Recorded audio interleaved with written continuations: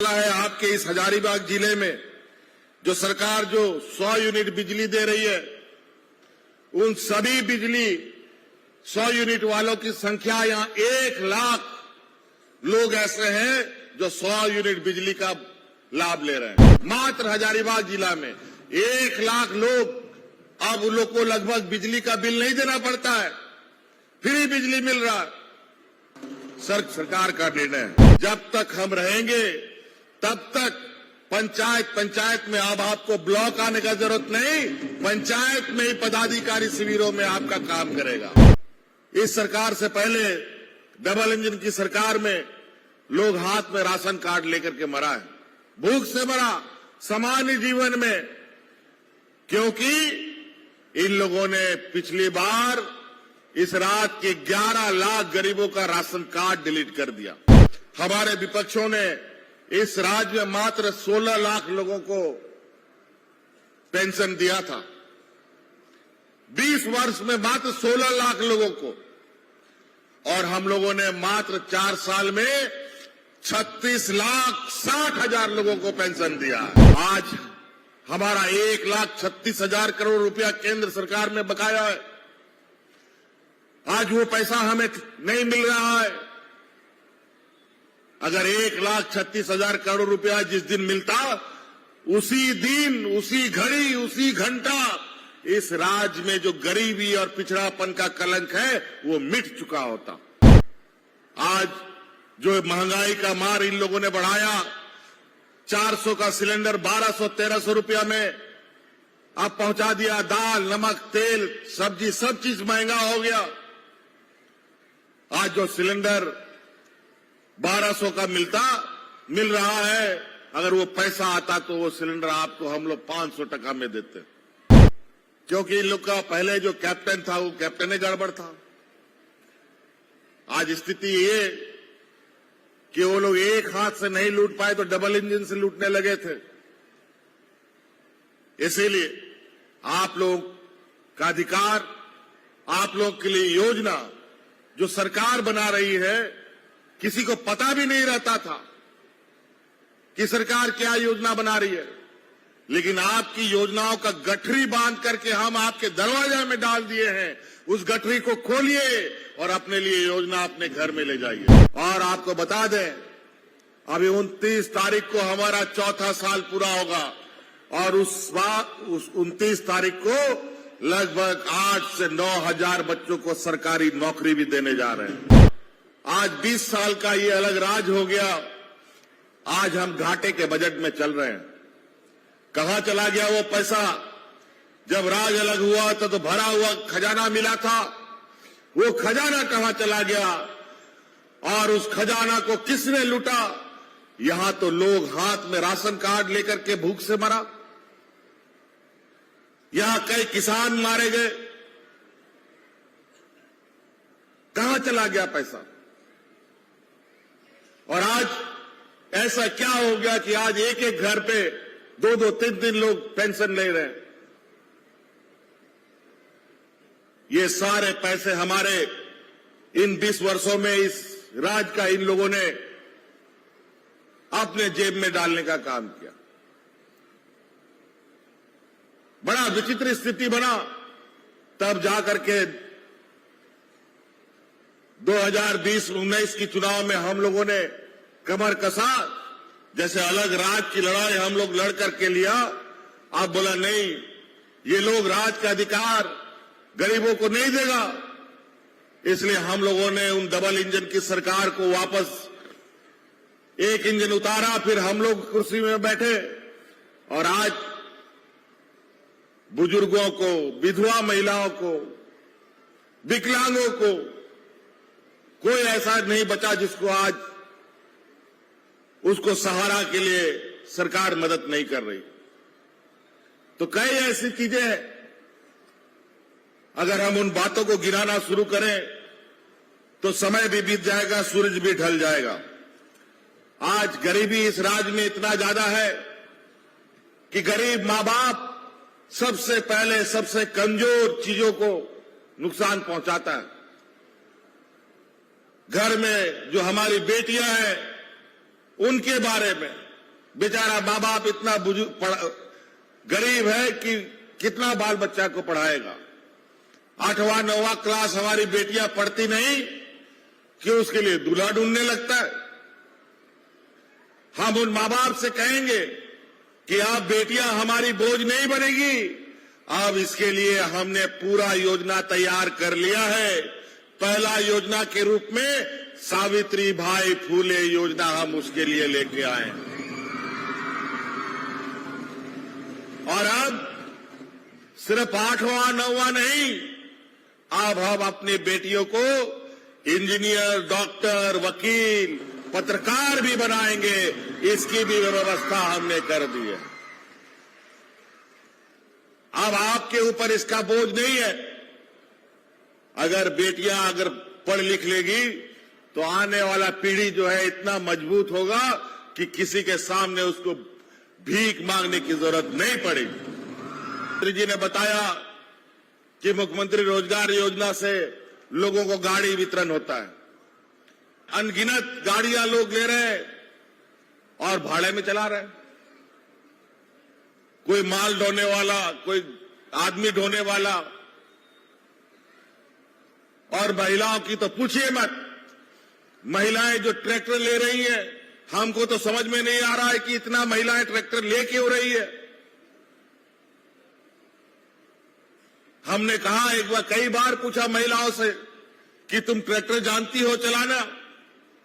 कुछ ने कहा हां हम जानते हैं, कुछ ने कहा हम सीखेंगे। तो ये, और हमने उनको चेक भी किया, हमने उनको चला के दिखाया कि तुम चला के दिखाओ, और सही में उस महिला ने ट्रैक्टर चला के भी दिखाया। तो हमने कहा चलो ये ट्रैक्टर नहीं, तुम्हारे लिए बैल है, इसको आप जितना खेत में जोतना है जोतो। तो आज महिलाएं भी किसी से कम नहीं। इसलिए कई तरीके से हम लोग गांव की अर्थव्यवस्था, यहां जो गरीब गुरुआ लोगों का है, उनकी पूंजी बढ़ाने में लगे हैं। तो कई चीजें हैं। अभी हमें तो पता चला है आपके इस हजारीबाग जिले में जो सरकार जो 100 यूनिट बिजली दे रही है, उन सभी बिजली 100 यूनिट वालों की संख्या यहां 1 लाख लोग ऐसे हैं जो 100 यूनिट बिजली का लाभ ले रहे हैं। पूरे हजारीबाग जिला में, मात्र हजारीबाग जिला में 1 लाख लोग, अब उन लोग को लगभग बिजली का बिल नहीं देना पड़ता है, फ्री बिजली मिल रहा है। सरकार का निर्णय है। हम लोगों ने इस बार पूरे राज्य के लिए 15,000 किलोमीटर हम लोगों ने स्वीकृति देने का निर्णय लिया है और इसके तहत आपका मात्र गिरिडीह जिला में लगभग 850 किलोमीटर ग्रामीण सड़क बनेगा, जो लगभग 750 करोड़ रुपया का बनेगा। 750 करोड़ रुपया से ग्रामीण सड़क जो बनेंगे लगभग 850 किलोमीटर। इसके अलावा पथ निर्माण विभाग के माध्यम से भी लगभग 200 किलोमीटर 250 करोड़ रुपया की लागत से बनेगा।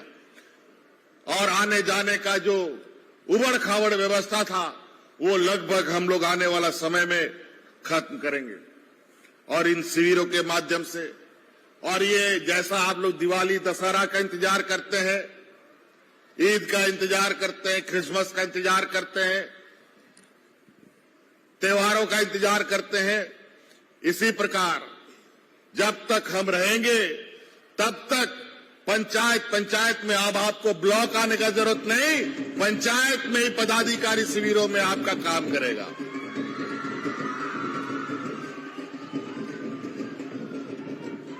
हर परिवार, हर गरीब, हर इंसान, अमीर गरीब मजदूर जो भी लोग हैं, सबको रोटी कपड़ा और मकान सबको चाहिए। आज इस सभा को करने के लिए हम लोग को ये छत बनाना पड़ा, तो उसी तरीके से हर इंसान को रोटी कपड़ा और मकान का जरूरत पड़ता है। रोटी का आलम ये रहा, हम लोग कोरोना जैसा महामारी देखे, सुखाड़ देखे,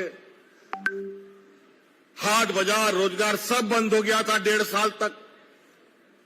मजदूर तबके का लोग यहां सबसे अधिक रहता है, लेकिन इस विपत्ति में भी हम लोगों ने इस राज्य में एक भी आदमी को भूख से नहीं मरने दिया। लेकिन इससे पहले इस सरकार से पहले डबल इंजन की सरकार में लोग हाथ में राशन कार्ड लेकर के मरा है, भूख से मरा सामान्य जीवन में, क्योंकि इन लोगों ने पिछली बार इस राज्य के 11 लाख गरीबों का राशन कार्ड डिलीट कर दिया। इनको इस बात का भी तरस नहीं आया कि इस राज्य में गरीब लोग ज्यादा रहते हैं, हमको ये काम नहीं करना चाहिए, और लोग इसके कारण लोग भूख से मरने लगे। लेकिन केंद्र सरकार ने जरा सा भी दया नहीं दिखाई। तब हम लोगों ने निर्णय लिया कि अब इस राज्य में किसी की घर कोई भी गरीब बिना आवास का नहीं रहेगा। हम लोगों ने अबू आवास योजना शुरू कर दिया है, और आपके जिले से तो लगभग 1 लाख आवेदन प्राप्त हुए हैं आवास योजना के लिए। और ये आवास भी मुर्गी खाना नहीं बनेगा।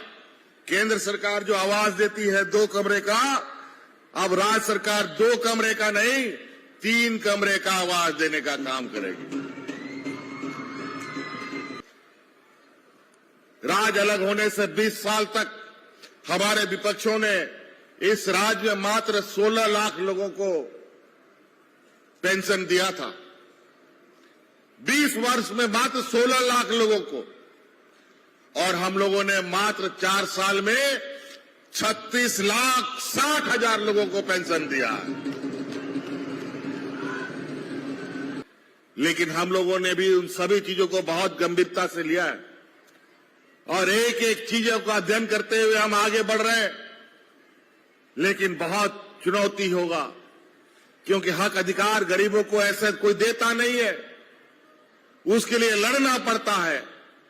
आज हमारा 1,36,000 करोड़ रुपया केंद्र सरकार में बकाया है। आज वो पैसा हमें नहीं मिल रहा है। अगर 1,36,000 करोड़ रुपया जिस दिन मिलता, उसी दिन, उसी घड़ी, उसी घंटा इस राज्य में जो गरीबी और पिछड़ापन का कलंक है वो मिट चुका होता। अगर आज वो 1,36,000 करोड़ रुपया मिलता, तो जो आज हम वृद्धा पेंशन, विधवा पेंशन, विकलांग पेंशन दे रहे हैं 1,000 रुपया, वो 2,500, 3,000 रुपया देते। आज अगर वो पैसा हमारे पास होता तो इस राज्य के 10 लाख से अधिक युवाओं को 10-10 लाख रुपया देकर के स्वरोजगार के लिए अपने पैरों पर खड़ा कर देते। आज जो महंगाई का मार इन लोगों ने बढ़ाया, 400 का सिलेंडर 1,200-1,300 रुपया में अब पहुंचा दिया। दाल, नमक, तेल, सब्जी, सब चीज महंगा हो गया। आज जो सिलेंडर 1,200 का मिल रहा है, अगर वो पैसा आता तो वो सिलेंडर आपको हम लोग 500 टका में देते। तो कई ऐसी चीजें हैं, सारा कुछ जाकर के संसाधनों में टिकता है। लेकिन सरकार, ये राज्य पिछड़ा राज्य नहीं है, इसको पिछड़ा राज्य बनाया गया है।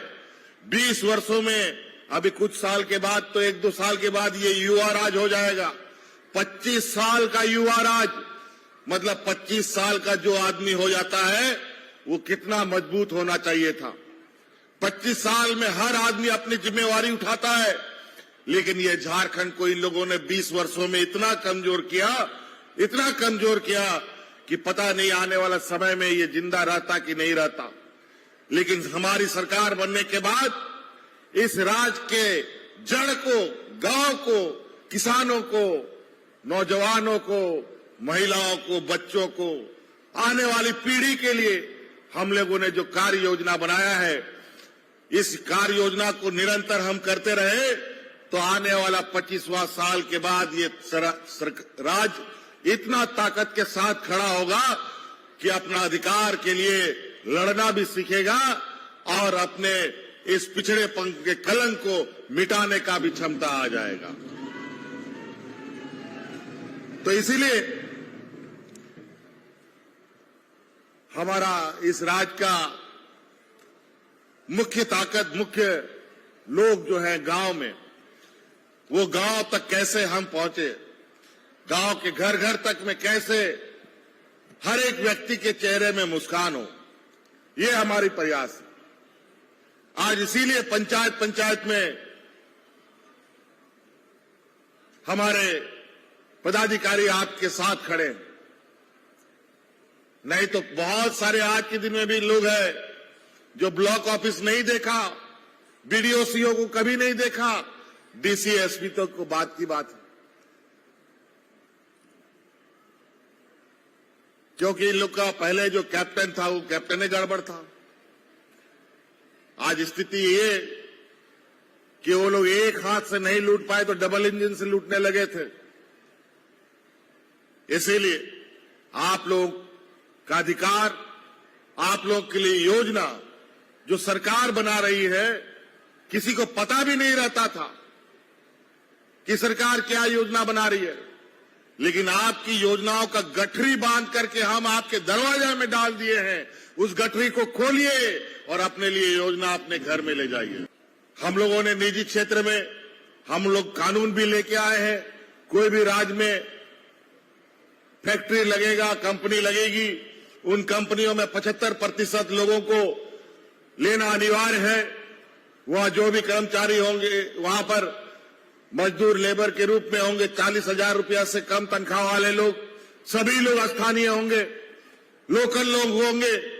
इसके तहत हम लोगों ने अलग अलग शिविरों से 50,000 नौजवानों को नियुक्ति पत्र दिया।